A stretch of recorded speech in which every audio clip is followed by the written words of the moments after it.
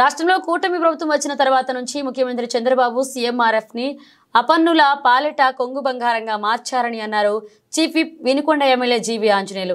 అడిగిందే తడువుగా అవసరంలో ప్రతి ఒక్కరికి పారదర్శకంగా ముఖ్యమంత్రి సహాయనిధి నుంచి ఆర్థిక సాయం అందుతూ ఉండడమే అందుకు నిదర్శనమన్నారు.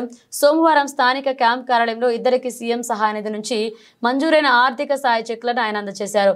బొల్లాపల్లి మండలం మేళ్లవాగుకు చెందిన జొన్నలగడ్డ పేరమ్మకు 85,000, ఈపూరు మండలం వనికుంటవాసి బచ్చినపోయిన వెంకటేశ్వర్లకు 50,000 విలువైన చెక్కులు అందజేశారు. బాధిత కుటుంబాలు జీవి ఆంజనేయులు సీఎం నారా చంద్రబాబు నాయుడుకి కృతజ్ఞతలు తెలియజేశారు.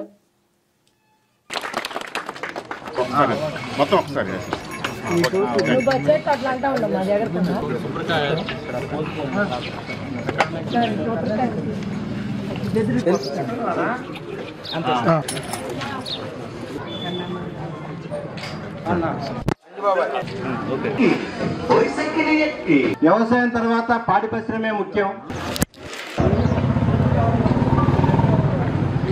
ఈరోజు రాష్ట్ర వ్యాప్తంగా గ్రామాన పశు వైద్య శిబిరాలని ప్రభుత్వం నిర్వహిస్తా ఉంది.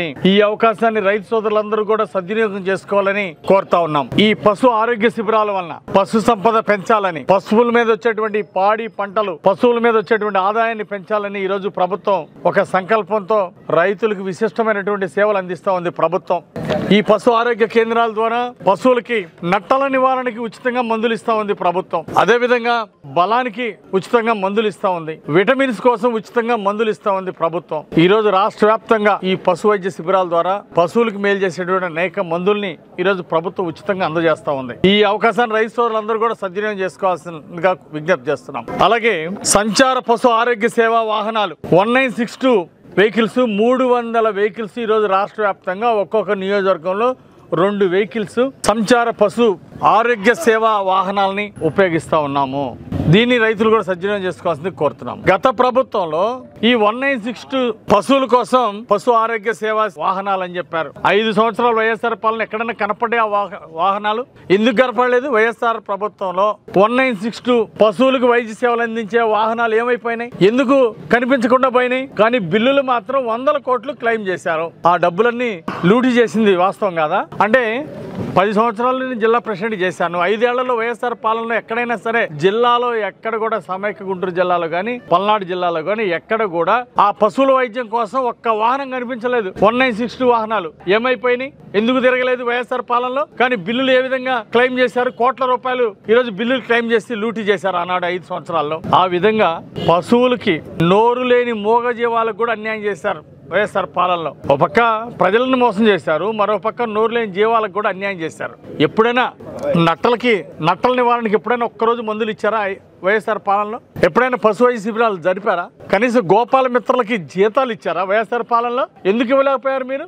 అంటే ఈ రోజు తెలుగుదేశం ప్రభుత్వం పశు సంపదని పెరిగితే, పాడి పరిశ్రమ పెరిగితే రైతులకు మంచి ఆదాయం వస్తుందని ఈరోజు విశ్వసిస్తా ఉంది ప్రభుత్వం. అందుకోసమే అనేక పథకాలని, గతంలో వైఎస్ఆర్ పాలన అసలు ఇన్సూరెన్స్ లేదు పశువులకి. 45,000 పశువులు చనిపోతే ఇన్సూరెన్స్ ఎందుకు ఇవ్వలేదు? 5 ఏళ్ల వైఎస్ఆర్ పాలనలో ఇన్సూరెన్స్ బీమా మేమే కడతాం, ఇన్సూరెన్స్ మేమే ఇస్తామని చెప్పినటువంటి జగన్మోహన్ రెడ్డి ఏం చేశాడు? ఎందుకు ఇవ్వలేదు? 45,000 గేదెలు చనిపోతే రాష్ట్రంలో ఒక్క గేదె కన్నా ఇన్సూరెన్స్ ఇచ్చారా? అన్యాయం చేశారు రైతులకి మీరు. ఈ రోజు 20% రైతులు కట్టుకుంటే ఎస్సీ, బీసీ, ఎస్టీ రైతులు, పేద రైతాంగం 20% మీరు బీమా రుసుము చెల్లిస్తే ప్రీమియంలు 80% ఈ రోజు ప్రభుత్వం చెల్లిస్తానికి ముందుకొచ్చింది. ఈ అవకాశాన్ని బీమా సౌకర్యం, పశు బీమా సౌకర్యాన్ని కూడా రైతాంగం ఉపయోగించుకోవాల్సిందిగా విజ్ఞప్తి చేస్తున్నా. గతంలో 5 సంవత్సరాలు పశు బీమా అందలేదు, రైతులు ఆవేదన పడ్డారు. కానీ ఈ రోజు తెలుగుదేశం ప్రభుత్వం వచ్చినాక 21 రోజుకే బీమా, ఏదైనా గేదె చనిపోతే బీమా అమౌంట్ 21 రోజులకి అందజేస్తా ఉంది తెలుగుదేశం ప్రభుత్వం. ఎన్డీఏ ప్రభుత్వం ఈ రోజు రైతుల పక్షాన ఉంది. నట్టల నివారణకి